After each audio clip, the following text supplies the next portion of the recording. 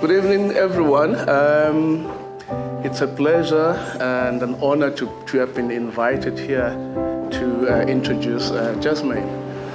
But before we get to that, I have to acknowledge Jesmane's parents who have taken the trouble to come and join us here. And we are honored that you are here, and you've made a contribution to society through your daughter, and congratulations.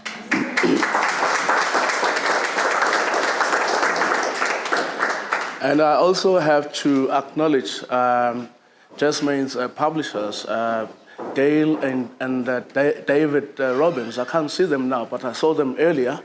They're also, Gail, okay, great. Thank you for doing a great job on this book, which I have read. My name is Fred Khumalo. I'm a fellow author and a journalist. We met at Harvard. Well, I have to do a bit of name dropping, you know. We met at Harvard in 2011. She was doing her master's there. I was there as a Nieman Fellow in the Foundation for Journalism at Harvard for 2 years. But we hadn't, and we hooked up again on Saturday after that long period of not seeing each other. But before we met on Saturday, I had already started reading the book in preparation for this event. Looking at the book, a very intriguing and punchy title, My Blood Divides and Unites. Very thought-provoking. The obvious question would be, what inspired the book itself, and why this particular specific title, My Blood Divides and It Unites? Oh, by the way, my very first book, Touch My Blood, also has blood in the title. So what is it about blood, and what inspired the book? Thank you, Fred, and thank you to all of you for joining me. It means a lot to me. On the motivation for the book, so it came twofold. Firstly, growing up in the community of Westbury, which we all know is known for gangsters and drugs, and having overcome various obstacles to get to where I am, I felt I wanted to write a story that can inspire people who come from similar communities. And also when I travel the world, being colored in South Africa, it has such a peculiar origin, and I struggle explaining it. And I wanted to write the book in a very simple way that an international reading it would understand. And that's why I've written the book in American English, and I use footnotes to explain some of the South African context.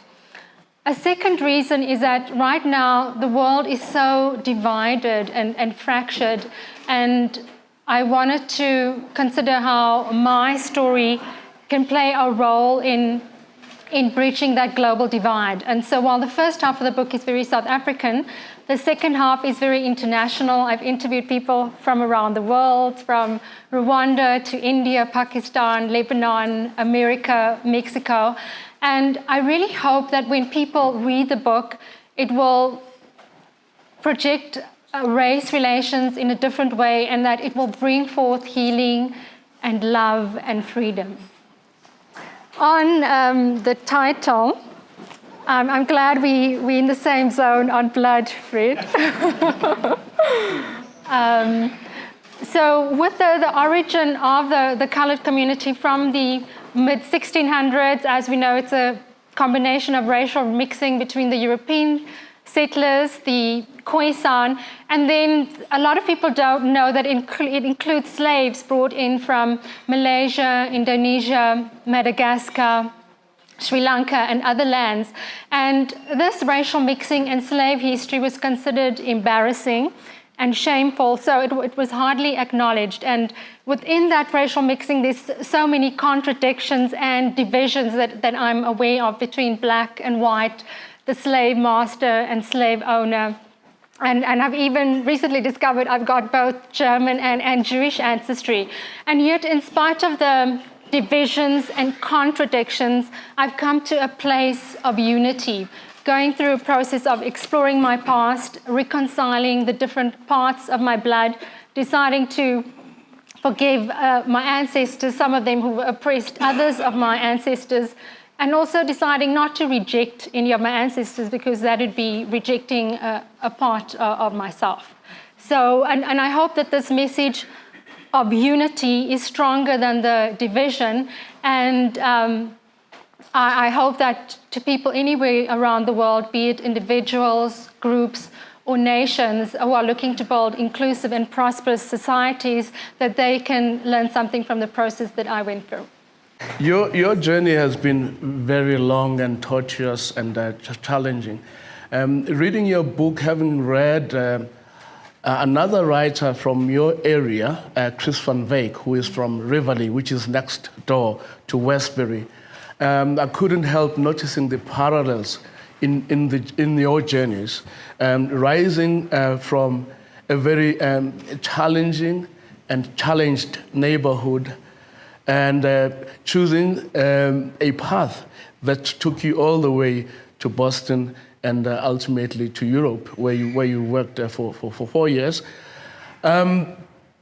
How was it growing up? And did you always have this vision, this is what I want to do, and how am I going to negotiate this path into this dream that I'm cherishing?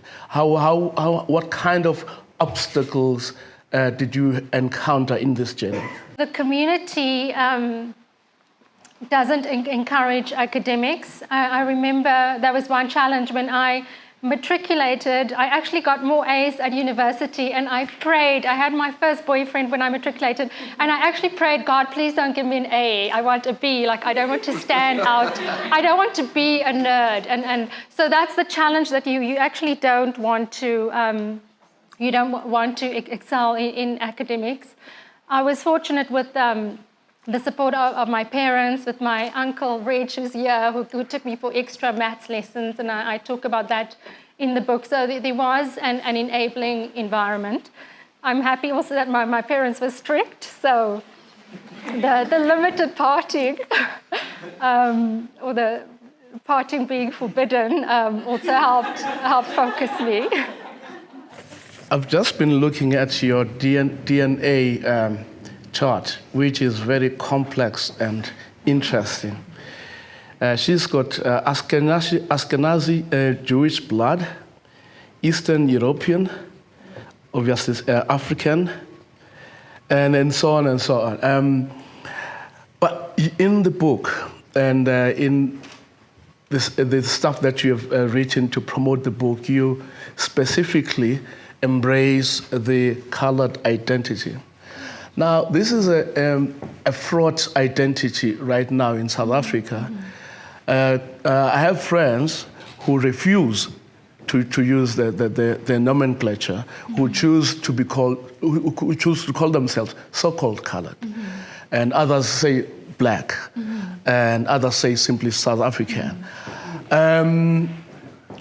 Why did you specifically say, I want to embrace this colored identity as opposed to the other strands of identifying oneself?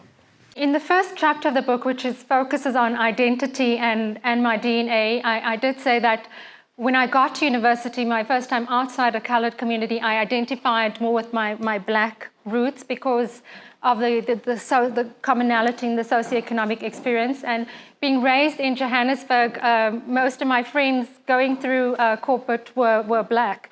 And I do refer to myself as black. So, but for the book and for the purpose of expressing my unique upbringing, I then, it was actually more unusual for me to then refer to myself as colored. And in the note to the readers, I say for the first 4 chapters, I talk about the various racial categories of colored, black, Indian, and white, as in South Africa legislation.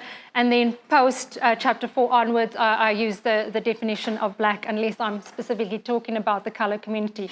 So, and I do feel that I'm not, it would be very presumptuous of me to make myself a self-appointed spokesman on behalf of all colored people. I think just there's so much different racial composition in the color community, and everyone feels differently about their identity, and I'm very respectful. I feel everyone should be given the freedom to work out their own identity and how they want to craft that. The theme that drives the book is racial reconciliation. Why that? Why do you think the country needs that? Does it need to be reminded to reconcile with itself, or is racial reconciliation going to be something that happens by itself, or it needs to be encouraged? Why this particular obsession of yours, racial reconciliation?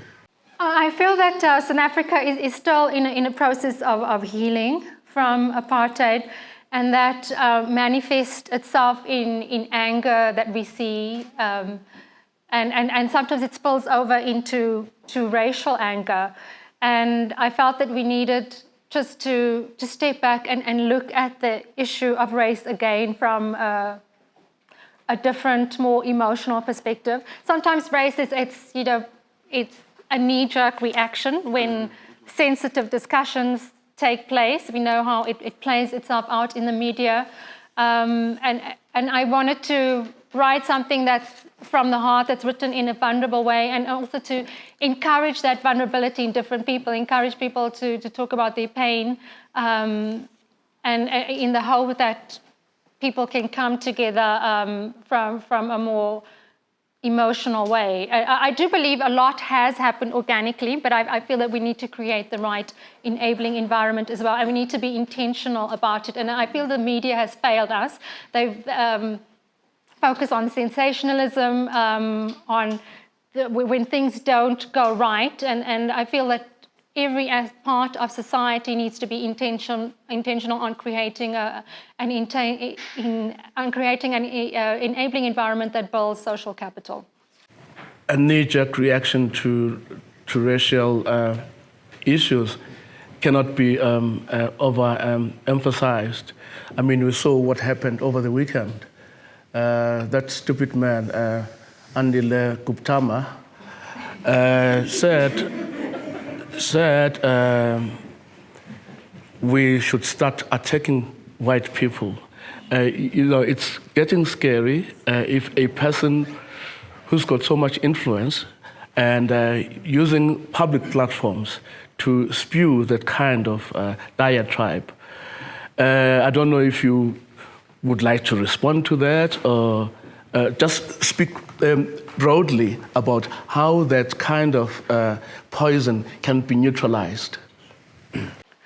I agree. I think I talk in the book about everyone being inspirational leaders, that in our ordinary lives and ushering people into a society that is non-racist. And I think that applies to everyone on the street, and more so to people who are playing a leadership role. If you look at Trump, he just makes certain statements and then you'd see attacks on various minority groups. So I think the power of words and the power of leadership cannot be overemphasized, and it comes with responsibility, and I don't think leaders are fully cognizant of the responsibility and the moral responsibility that they hold with the words that they speak.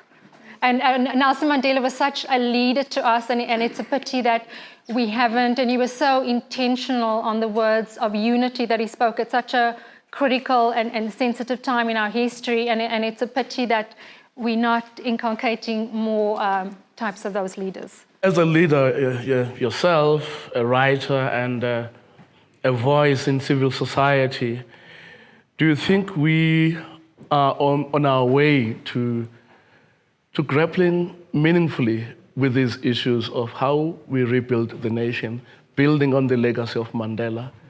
Can we carry the baton from him and forge ahead with it? I have moments of yes, we can, and yes, we are doing it, and then moments of feeling that we're falling short of the standard.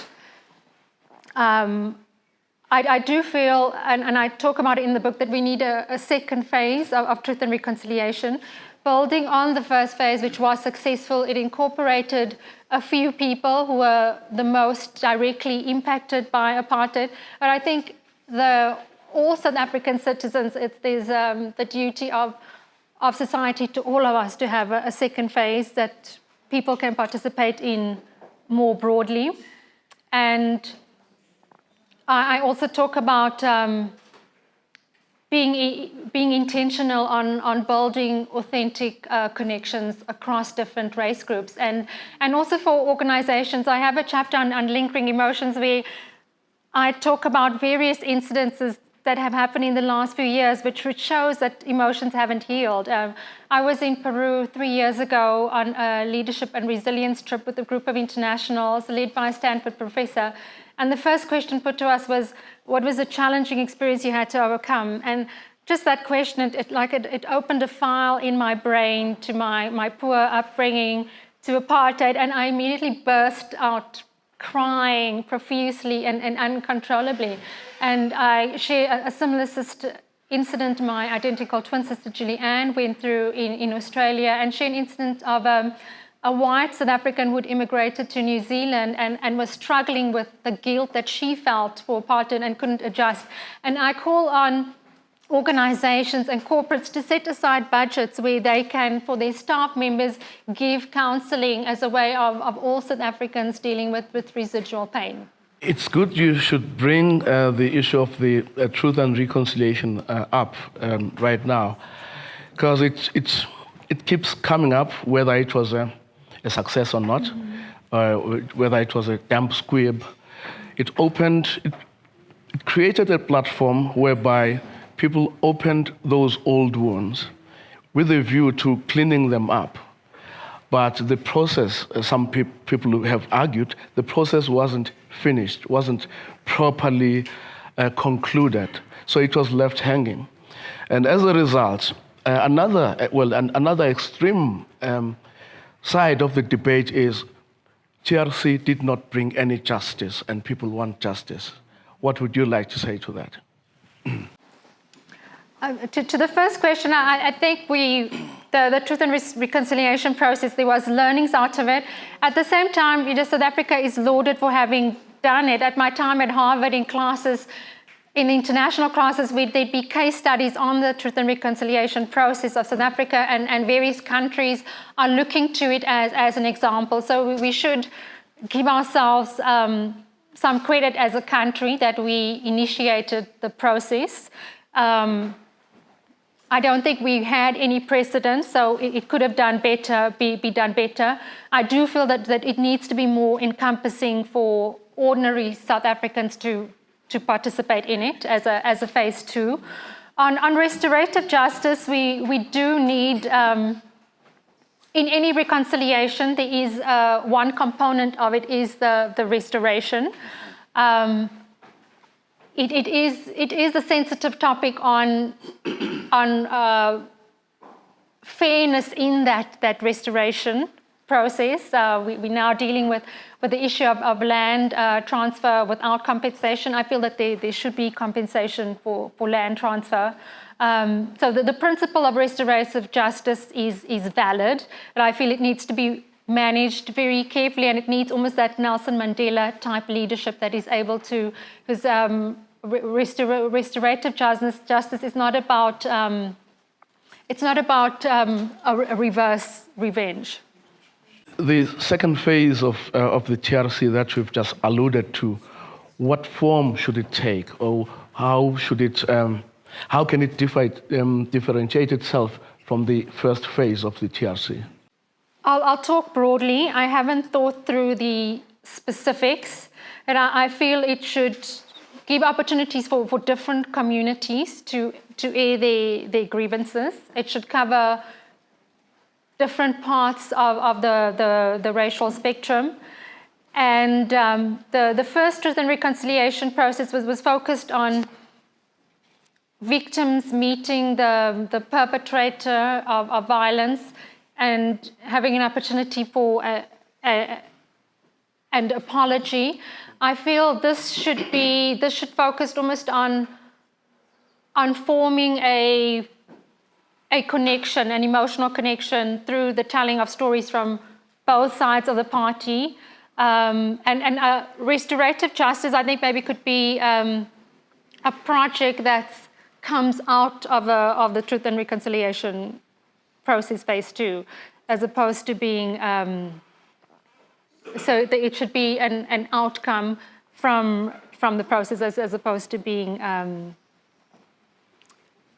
a core component, because I just think it can become the center and create more fear as opposed to people coming together in a reconciliatory way. And I think the process should also encourage people, encourage racial harmony. I think the first Truth and Reconciliation process was a once-off intervention at the time when apartheid ended, and this process, in terms of its mandate, it needs to look broader in terms of how do you build that social capital and build that unity in a sustainable way going forward. Going back to the book, the second part of your book is very global in its approach. You take the reader to countries that you've worked at, countries that you've dealt with. Why the jump from local issues? What motivated that? I wanted to bring all of myself into the book and all of my experiences, and having spent the last 6 years out of the country, the 2 years in Boston, the 4 years in Geneva, Switzerland, and all of those environments at Harvard, each of my classmates came from a different country. When I worked at the World Economic Forum, each of my colleagues was from a different country, and so I wanted to bring that international perspective to bear into the book. And I also feel as South Africans, sometimes we tend to get into a tunnel vision, and we're very focused on South Africa. And sometimes when we do that, we almost, it's like a perpetuating cycle where we can't pull ourselves out and get on the balcony and develop another perspective. For instance, last year visiting Auschwitz was so, it was obviously very painful, and seeing the horrendous cruelty, but also good isn't a good word, but it gave a different perspective to see cruelty in another context. And of the international people I've interviewed, my one friend, Chering, a dear friend, lives in Nepal. I visited him last year in the rural village where he was raised and where he lived up until the age he was 17. He's from the Khumalo people. They are of Tibetan descent. And there's huge discrimination against his ethnic group. And in Nepal, it's very based on the caste system, which influences preference, but the Khumalo people, they don't even fit anywhere on the caste system, and there's systemic discrimination against them.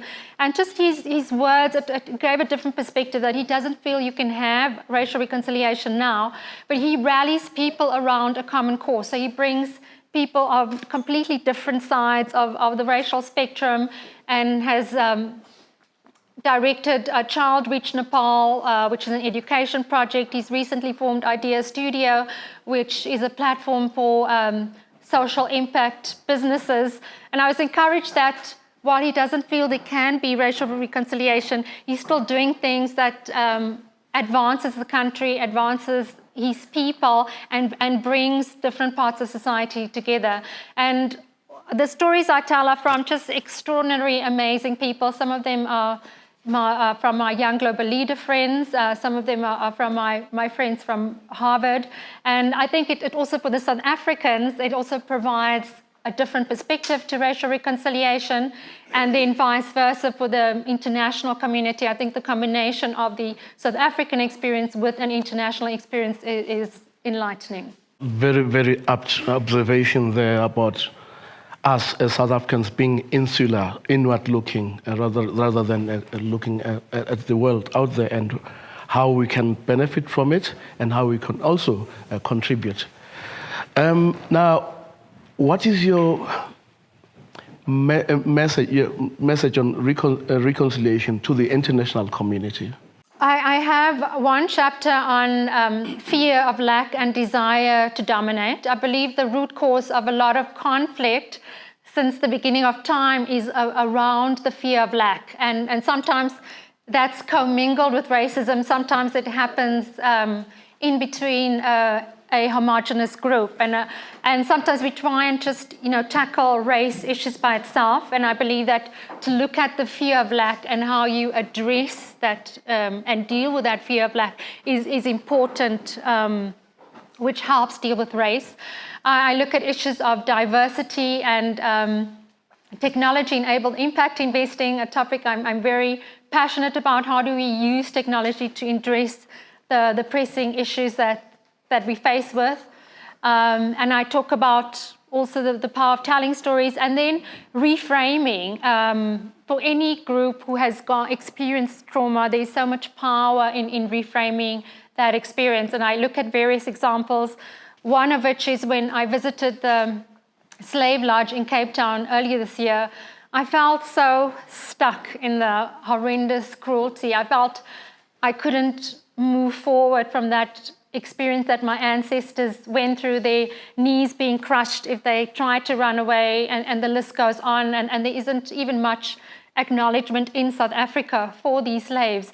And I had to be intentional about crafting a new script that sees that can come forth with joy from that experience, and that could help me become unstuck. And I reflected on that part of my slave ancestry relates to people coming from ancient and glorious kingdoms who contribute to mankind. In the Khoe-San clicking sounds of the first, considered the first development towards the human language, and I'm proud of that. I've changed the story from these slaves being victims to them being survivors and being resilient and overcoming and having their culture stamped across South Africa. And equally, I think that reframing can be applied to any group who feels marginalized.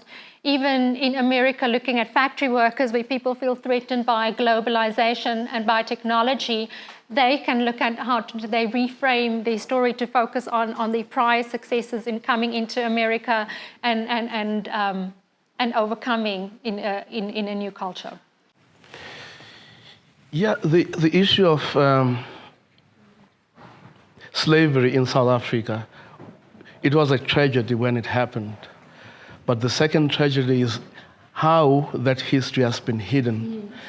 Every year I go to Stellenbosch University, and so there are slave lodges there. I didn't understand what these lodges were all about, because that particular, even though I'm an avid reader of history, that slice of that pocket of South African history has been hidden until maybe recently some novelists have begun to reimagine, to retell the story of slavery in South Africa. It's just one of those very sad pieces of our history that's been jettisoned out of this big truck of history, so to speak. It's not a question, it's a comment. So I think, have to move on. I was looking at the time. We agreed that we're going to open this to the audience. People can make comments, ask questions, and so on. But before I open, is there anything else that you would like to say about the book, about the issues that the book revolves around? Maybe building on what you're saying about that history, the slave history not being acknowledged, and I think that was a success of the previous apartheid government, that they wanted to sweep it under the carpet. And I think it also results in less empathy for the issues of the colored community around gangsterism and drugs, which traces back to the slave conditions. I met an international firm. They focus last week, an architectural firm.